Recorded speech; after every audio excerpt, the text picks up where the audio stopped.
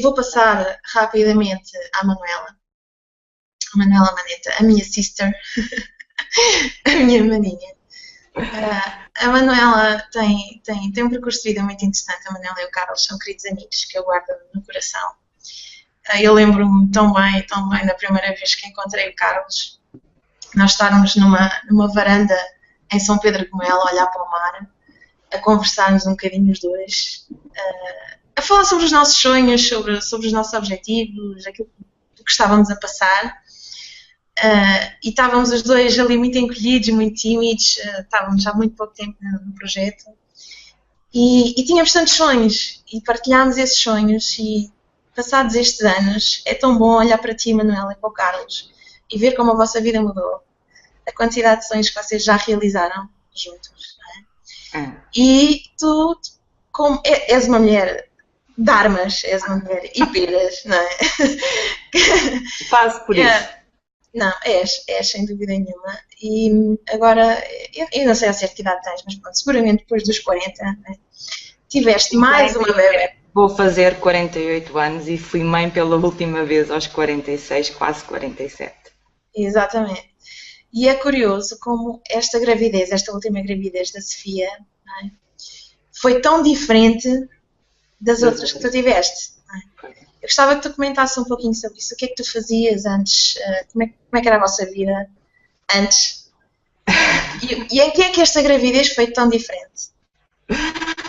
Bem, olá, boa noite. Boa noite a todas as colegas oradoras e boa noite a todas as pessoas, os convidados que estiverem na sala. Obrigada, Paula, pelo convite. De facto, é assim, foi tudo diferente. Eu, como disse, tenho 47 anos, vou fazer 48. Mas aos 18 anos, numa consulta de rotina, é-me dito pelos médicos que eu tenho um problema físico e que nunca irei ser mãe. Portanto, as minhas hipóteses de serem mãe seriam mínimas ou nenhumas. E eu comecei na altura os tratamentos para engravidar, portanto eu tinha 19 anos quando os comecei.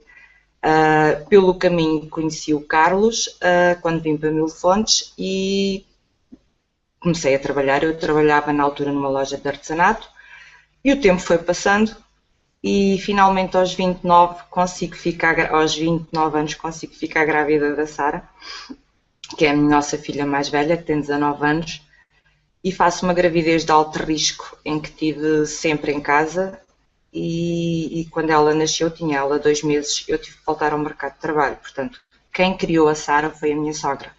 A mãe da Sara foi a minha sogra, porque eu estava a trabalhar, primeiro foi numa loja de artesanato, depois passei para uma pizzaria que só servia jantares, em que eu entrava às 2 horas da tarde para podermos preparar tudo e cheguei a chegar a casa às 4 da manhã. Portanto, a Sara, no fundo, foi criada pela minha sogra, pela avó, e nesse entretanto faço um reforço hormonal e fico grávida do Diogo. Foi mais uma gravidez de alto risco, portanto o Diogo tem 14 anos, vai fazer 14, tem 13. E quando o Diogo tinha 19 dias eu tive que voltar a trabalhar. Mais uma vez foi a minha sogra, que foi a mãe do Diogo. Portanto, o Diogo acabou por...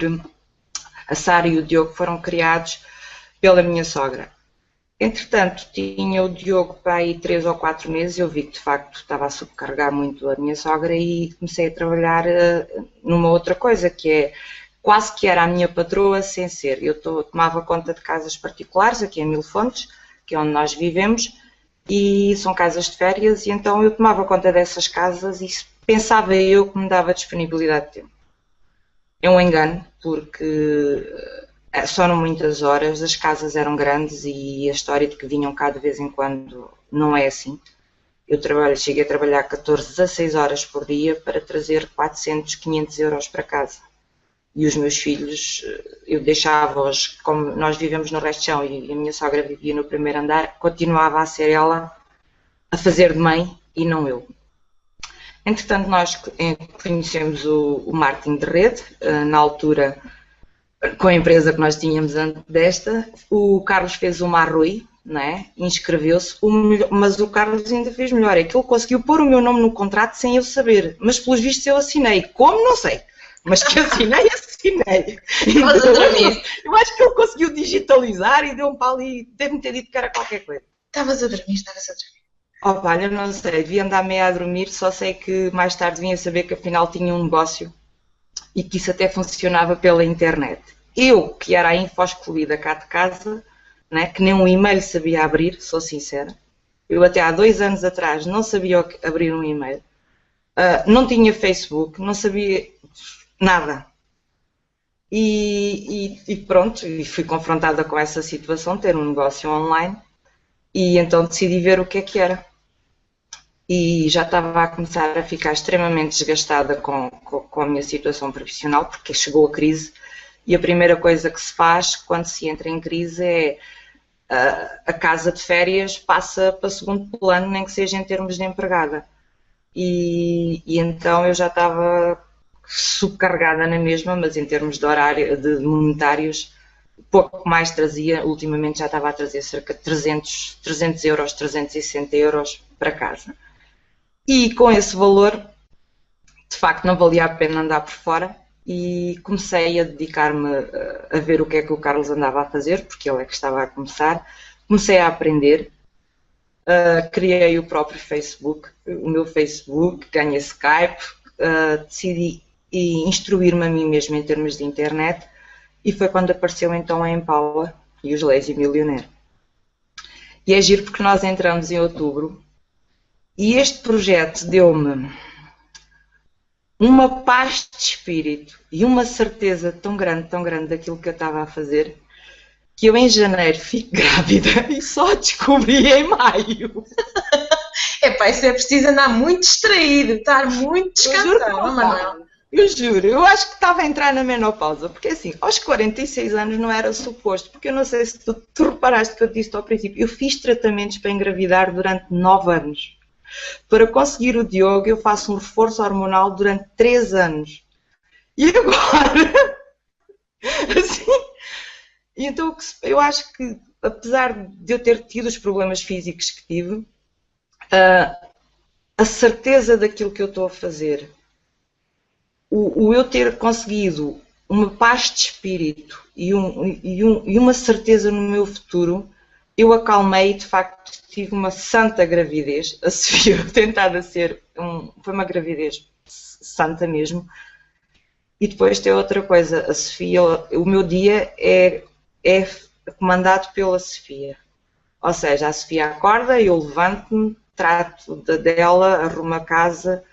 Quando a Sofia quer ir dormir, eu vou pôr a Sofia a dormir, venho para o computador, trabalho um bocado. Depois, quando a Sofia acorda, eu desfruto da Sofia 24 horas por dia. A Sofia está a ser criada por mim, não é por mais ninguém.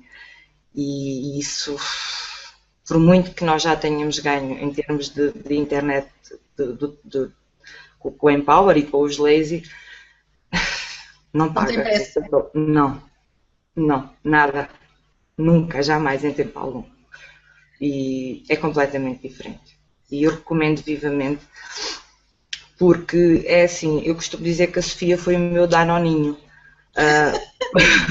Foi o meu danoninho, foi a minha prenda, porque em termos de salariais eu não estava a conseguir trazer dinheiro para casa e andava-me a desgastar lá fora. E com a gravidez da Sofia foram colocados também montes de entraves, não, foi do estilo com a sua idade, grávida, e agora o trabalho é pesado, e então não me despediram, mas fui eu que me despedi e decidi desfrutar desta gravidez e dediquei-me a esta profissão a 100% e de facto não há nada que pague eu de poder deitar os meus filhos e levantar os meus filhos. Isso, nada. Além de que, diz. Também não há nada que pague poderes ter o Carlos em casa a acompanhar-te e a desfrutar dos vossos filhos, não é? Porque houve uma altura que não era assim. Não. Antes de nós termos aderido a este projeto, portanto o Carlos antes disso ele era canalizador, ele trabalhava a 60 km daqui e ele saía de casa às 7 da manhã, chegava a voltar às 10 da noite, eu saía de casa sempre por volta das 9, 9 e meia da manhã, cheguei a vir para casa às 10 da noite e nós deixámos de comunicar um com o outro, e quando comunicávamos era eu a dizer mal do meu trabalho e ele a dizer mal do dele, portanto isto não era comunicação, era quase que um descarregar de frustrações e de incertezas que nós tínhamos.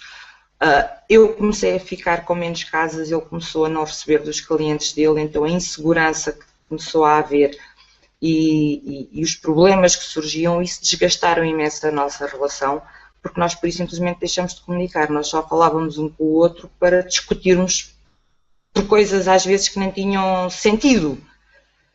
E ao termos iniciado este projeto e quando eu comecei a desenvolvê-lo também, isso permitiu que nós nos tivéssemos aproximado mais e como casal a nossa vida melhorou completamente. Os miúdos acalmaram bastante, porque eles assistiam, por muito que nós não quiséssemos, eles sentiam o que é que estava a passar connosco e eles acalmaram bastante. A Sara hoje tem 19 anos, está a tirar o curso dela, está independente, está em Portimão. O Diogo é mais reservado, é uma criança mais calma, mas é um ótimo aluno, nunca deixou de me dar problemas na escola.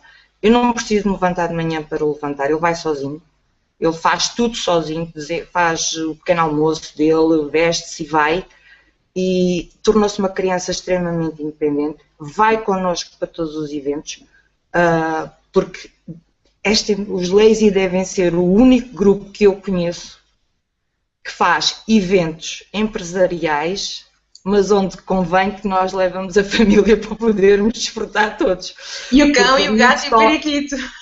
Vai tudo. Os miúdos estão lá na sala, brincam, falam uns com os outros, interagem e não há problema nenhum, não incomodam, pelo contrário, são todos muito bem-vindos. Portanto, se o teu problema são os teus filhos, não vais por aí, porque aqui ter filhos é uma bênção e recomenda-se vivamente e de facto incentiva-se e estimula-se a que as crianças participem da nossa atividade, porque o crescimento pessoal que nós temos aqui é muito grande e isso permite-nos de facto dar uns ideais e uma maneira de ser aos nossos filhos completamente diferente. Aliás, arriscas-te a ter filhos entre as suas leis. Pois, porque a quantidade de bebés lazy que nasceram desde que eu comecei, Deus me livre. Bastante. Mas não, a tua história para mim é super inspiradora. E tu disseste agora uma coisa realmente espetacular, que é a questão dos valores, não é? Que nós podemos incutir aos nossos filhos, estando neste projeto.